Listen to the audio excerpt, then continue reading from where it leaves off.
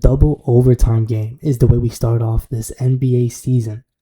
Oklahoma versus Houston was beautiful, phenomenal. Shai had his moments where you look at him play, those stopping, like the way he stopped on dimes to do step back middies were nasty. KD, if he had an open shot, felt like he was never going to miss it.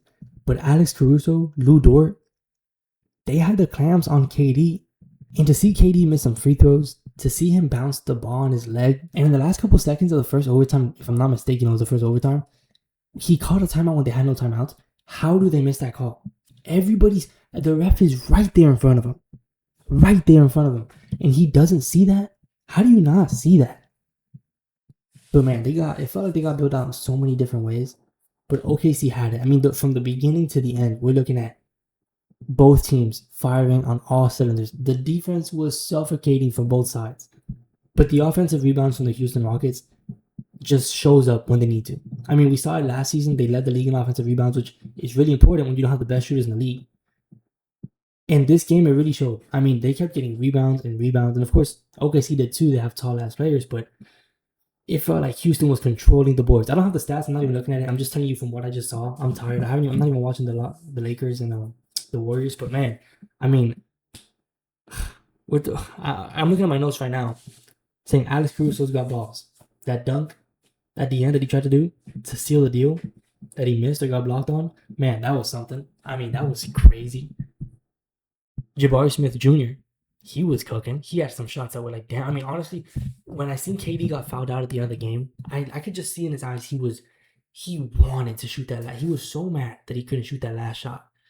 But I knew they'd give it to Jabari. I mean, he was hitting some nice shots. If that's how he's going to play the whole season, then the Rockets are looking good. And Ahmed Thompson, too. He, too many fouls. But in the beginning of the game, he was aggressive. And there were some times where he would attack the rim, and it looked just like those clips that you see online of him in the open gym looking like Michael Jordan. There were some moves out there that I kind of saw that were like, all right, he's getting comfortable. He's getting aggressive out there. And I like that. That's good. But, man, people hate the fact that, Shai flops and here and there, but I didn't see no flops. I missed a good amount of the third quarter, to be fair, but I didn't see no flops. A lot of the fouls, or all the fouls that I saw Shai get, were real fouls. So, I mean, if I see anything online complaining about it, I mean, if you zoom in on his face when he's getting fouled, yeah, it's exaggerated, but does it matter? Is that what's going to ruin basketball for you with someone's face? That's such a stupid argument. But the free throws, the free throws were kind of throwing me off. Shai was missing some free throws. KD missed some free throws, like I said earlier. Alperen Sengun missed some free throws. Not that he's the best free throw shooter, but still, it felt like everybody was going for one. It felt like everybody was going 1 for 2. Seeing KD out there, like I said in the beginning, he was making all the open shots. There were some contested ones. There was one where Lou Dort was just putting his hands all over the place, and he still won. He still made that midi. But I saw a stat in first overtime where it said KD was 7 for 13, I think it was, in the first 3 quarters. And then since then, he was 1 for 1. They showed that stat. Next play, he gets the ball, goes inside, and makes an and one, like a tough contested and one. And it's just like, you look at those moments, and I do truly believe it has to do with Lou Dort. Lou Dort was putting on the clamps. And I'm not saying when KD would get the ball, because yeah, when KD got the ball, Lou Dort was there. But I'm talking there were moments when I'm watching the game, Lou Dort's off-ball defense was so good that I would be like, yeah, don't even pass it to KD, because he's suffocating them. But then again, it's KD. And once he went in, got the ball, and played aggressive and got that N1, you kind of looked at it and you're like, sometimes you just got to be aggressive.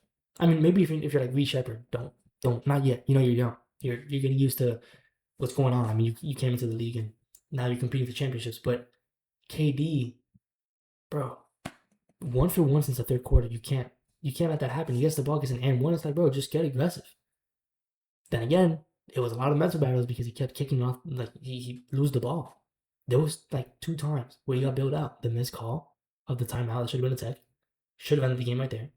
And the other one where he was driving in, lost the ball, and was able to just chuck it out to Jabari Smith Jr. and hit that corner 3. I'm rocking, whatever here. I got the OKC hoodie and then the Rockets. I ain't on either side. I was there for good hoops, and good hoops I got. Double overtime threat. When do we get that? How often do we get that from 2 really good teams? It felt like both of them would just have defense on locks. And I thought, don't get me wrong, OKC's got nasty defense, but I thought Houston would show up as the better defensive team. And, long shot, but still, that's crazy. They were suffocating on both ends of the floor. There's something else I have in my notes that said Şengün, for a couple possessions in a row, had Cason Wallace on him. Mind you, Cason Wallace is 6'3". He wouldn't post him up. I mean, he's like 50 pounds bigger than him, and he wouldn't post him up. Now, Şengün moves weird. Like, he looks like skinny enough to move like KD, or maybe not like KD, but he moves kind of weird. He just wouldn't back down Cason Wallace, though. But the possession he did, it would work. He settled for a 3 on one of those plays, and while it was wide open, it was just like, dude, you are almost a foot taller than him. You're 8-9 inches taller than him. Why are you not backing him down? But then Şengün had some clutch plays down the stretch. I mean, he was making some good inside shots, some good reads. Now, when you look at the team, I mean, Jada wasn't playing for OKC, right? So maybe they could have won easier with Jada there. The Rockets were missing Dorian Finney-Smith. Not like DFS is going to be the biggest piece. J-Dub is a bigger piece than DFS is for the Rockets. But you look at this team and you look at this game and you get excited because Shai was cooking. And sometimes when you have a player who does so good, I don't know if he won the scoring title, but MVP, Finals MVP, won the championship. You look at that and you kind of wonder, like, can he do this for another year? When it's Giannis or Jokic, it's different. But when it's a guard, it's a whole different ballgame. And so when I seen Shai playing, bro, it felt like every minute he would take would go in. It felt like when he got the ball, anybody that was guarding him would be put on skates, except for Amin Thompson. But even then, he scored on them a couple times with some nasty moves. His behind the backs, his change of pace, his ability to stop on a dime. There's such limited amount of players that you get that from in the NBA that to see it happen, first game of the NBA season, everybody's firing on all cylinders. Like, it's just it gets me so excited. We saw Chet get fouled out. Amin Thompson get fouled out. We saw KD get fouled out. Isaiah Hartenstein had 5 fouls. Alperen Şengün had 5 fouls. I mean, double overtime game, you're going to have that, right? But it's just, I just couldn't, I wouldn't have seen that happen. Not like that. But I'm so glad it did. Now we have a full season to where we get to hear Michael Jordan talking. We get to see Kenny numbers on the board. We get to see them at least 1 hour a day. And NBC, it's just so much better than CNC. First game, I mean, shit, I don't know. But I just loved it. The vibes, maybe it was me because I've been missing it so much, right? I'm making this content stuff now. So it's like, okay, whatever. Like, I need something to talk about. But so refreshing to watch a game. And I was expecting these opening games. I mean, I got to watch, the Lakers one. But I was expecting these games to be, like, kind of iffy. But I'm looking at this now. The Warriors are 98. Lakers are 84. Like, you know what I'm saying? But for the first game of the NBA season to be this good, it gets me really excited. NBC's back. We're going to see Kenny on there. Numbers on the board. Beautiful, beautiful game today. Double overtime. When do you see that? But I'm not trying to beat myself. It's just beautiful. We're going to see such a great season, man. I'm so excited, bro. Houston's going to be good. Like, Texas. Oh, man. Texas. You got the Mavs, the Spurs, Houston right above that. You got OKC right above Texas. Does it get any better than that? Warriors and Lakers going on. Warriors are up by 16 with 8 minutes left. So the Warriors are going to be playing good. Man, it's just... But tomorrow, we have a lot of games. I'm about to read them all out right now. Tomorrow, we got the Cavs and Knicks, which is going to be a good watch. The Heat and Magic. I see that shit every year. Nets, Hornets, I don't give a fuck. Raptors, Hawks. Hawks are going to be interesting if Chris has plays. I got to see if he does play or not, though. 76ers, Celtics.